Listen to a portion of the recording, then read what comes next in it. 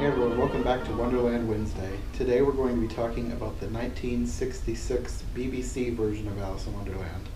Another BBC version, this one completely different than the other ones. Very strange. They're all strange in their own way. Yes. This one is black and white, and it has a very unique combination of music styles. They have paired hymns with Indian music, but they really seem to like the hymn Immortal Invisible for some reason, because it was played in the background quietly through many scenes of the film, and then they outright sang it at least once, maybe twice. It took center stage more than once, really. Yes. Which, as I was saying to him, I mean, we grew up singing this song in church, but looking in the hymn book, I think the man who wrote the words, you can double check it, who wrote the words to this song lived from maybe 1824 to 1908, and probably wrote the words during the reign of Queen Victoria, so it's fitting. It's also a Welsh hymn tune, so it's very fitting to the period, but we did not understand why the fascination with this in this story. There were a lot of things that we didn't understand, and we'll touch on some of that. We kind of felt like this movie was filled with references, metaphors that we didn't get. Yeah. So we kind of need to sit down with the maker and say, what on earth did you mean by XYZ? Yeah, which we could talk about that in most any scene. There was something that was left us either laughing or scratching our heads with confusion. It starts out not on the bank, but with Alice being ready to buy a maid. Her sister seems to already be put together, and the maid is whispering to Alice as she's getting her ready, almost halfway mumbling to herself. But you find out as you're watching the film, that's what a lot of the conversation is whispering. There's so much whispering in this movie. I don't know how, there's far more whispering than any normal level conversation. Mm-hmm. Then she and her sister head out. They end up on the bank. One of the things that I'm struck with in this version is just how, even though it's black and white, some of the scenery, you can tell it's just gorgeous. And I suppose she was supposed to have fallen asleep. They did show her lying down, but when the rabbit comes along... Rabbit. That's another thing about this version. All of the people that should be animals are played by people, and they insert all sorts of animal noises, but the people aren't making the animal noises. Yeah. They're just overlaid onto what is happening, and it's almost like it's supposed to be a metaphor of what these people are acting like or what they are. But even if you've read the story, you know what animals the people are supposed to be, and the noises don't ever seem to match because they're barnyard animals. Yeah, like during the caucus-race, there was a whole lot of pig noises. Which you have to wonder, is that what he's thinking that these people are acting like? I don't know. That was just one of the many things that confused us about this version. Right. So the rabbit comes along and he's flailing like, come follow me, and she's looking off in the distance like she doesn't even see him. This is another thing. Mm-hmm. Alice was chosen, she wasn't an actress and she didn't do any acting after this, but she was a serious young person, and the person who made this film was drawn to that and he wanted her. Throughout the film, she shows practically no emotion. And she's always staring off into the distance, it seems like. But apparently he's gotten through to her, and she takes off after him, and they go into underneath this old bridge, which is neat looking. But instead of falling down the hole, all of a sudden she's in what seems like an old school or church. Or maybe even a museum or some combination. I'm thinking that they were trying to convey school. I wonder if they were trying to have a throwback to Lewis Carroll. his life. It could have been. I don't know, but It there was were one of the these, many things we didn't understand. there were these flowing white raggedy curtains. And then there are stairs, and there are these human anatomy charts showing all the muscles. What on earth? She ends up in this little room with the bottle, and apparently they didn't have a lot of budget for major special effects, but you liked the way they did it. The way they did the shrinking and growing, I thought was really clever because they used different camera angles. So they had a close-up on her face while she was drinking, and then they immediately would cut to her under the table as small. I thought it was a really clever way to get around any budgetary constraints that a scene like having someone shrink and grow would cause. It was just really simple and kind of genius, I thought. Another interesting visual thing about this film is how many dead animals are in it. All the taxidermy or edibles that may have just been lying around like game birds that I guess maybe somebody's going to eat. So when she's in this room with the shrinking and growing, one of the things that you're struck by is that a taxidermy dog? Like a hunting dog, maybe? That's what it looked like to me.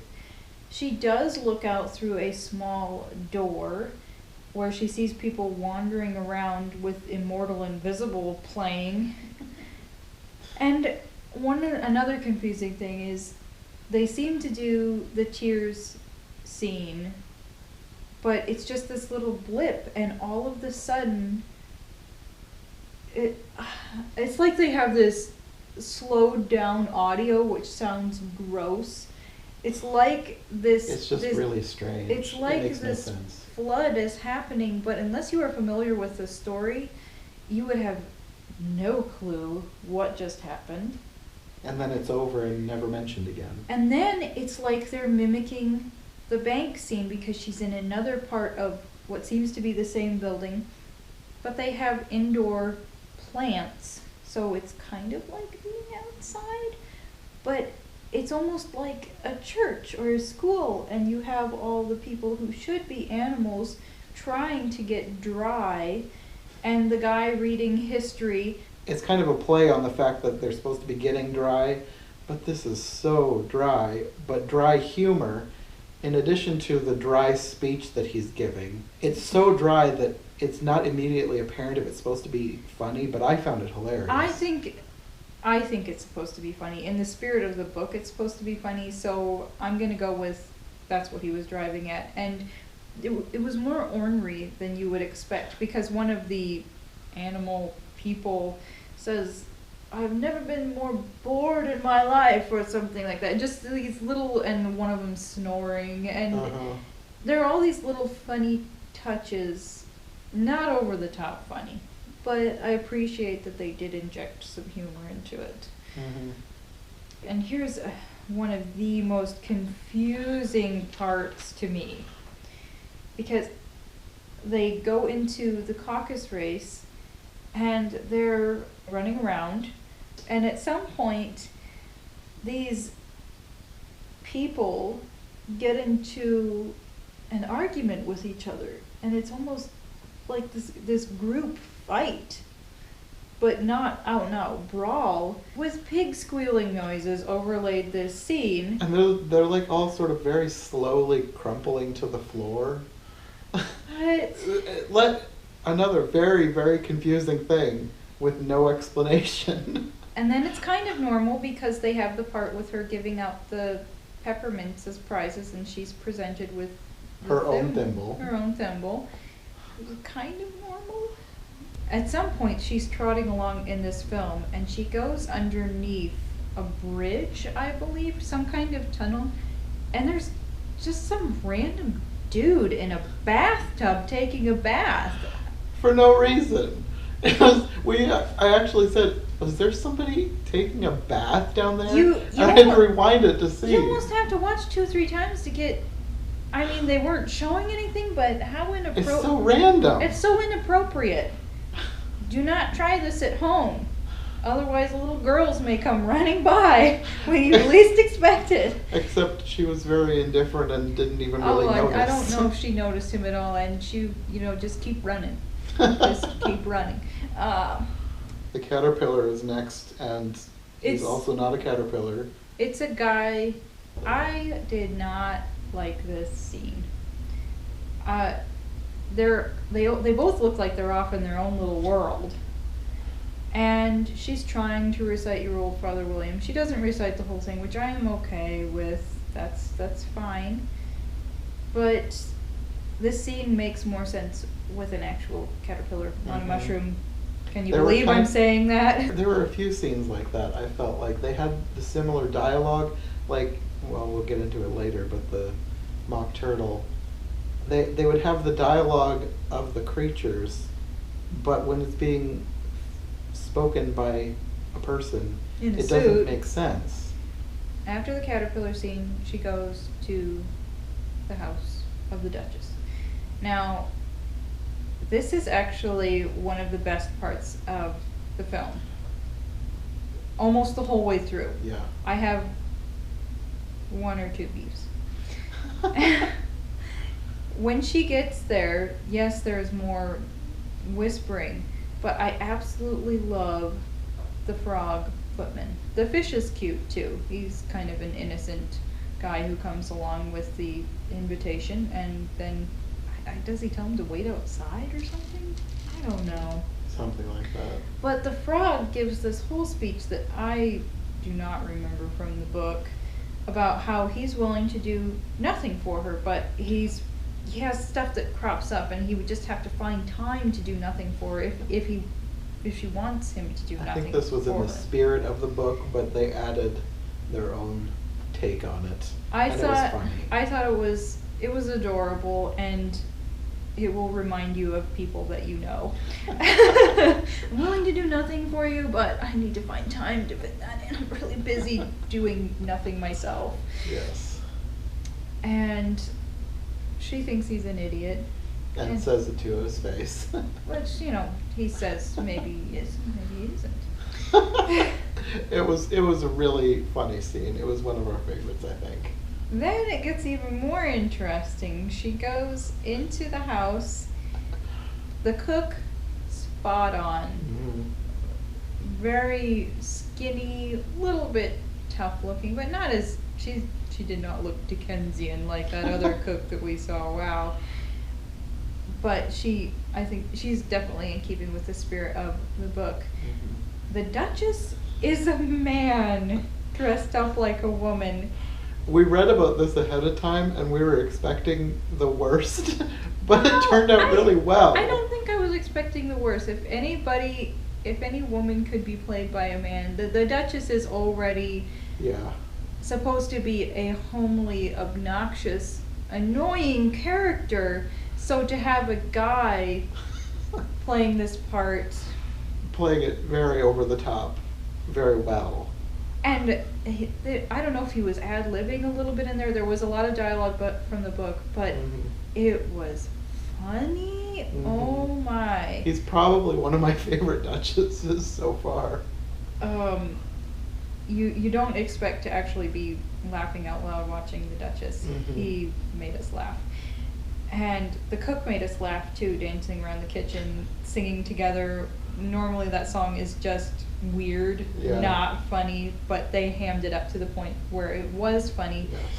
And then it took this dark turn, like he hated this baby, and he's speaking in this sinister manner to the baby. Alice takes the baby, which turns into the pig, and then she's having the whole conversation with the Cheshire Cat, but it's whispering in her head. And you don't see the cat either. And at first I thought that she was replacing the cat. I thought she was talking to herself. Yeah. But then later, the same thing happens, except you can see the cat's head in the sky. Yeah, so it didn't make sense at first. You have to keep watching to know what's going on, and it's just weird. Mm-hmm. The Mad Tea Party is next. She comes into this garden with the beautiful roses, gorgeous tea party laid out. Here's another thing about this film. At the beginning and at the tea party, you hear insect noises. And I'm talking about, like, annoying insects that you do not want on your face or on your food. At one point, it looked like maybe a fly was on one of the tarts. Nobody was trying to brush it off.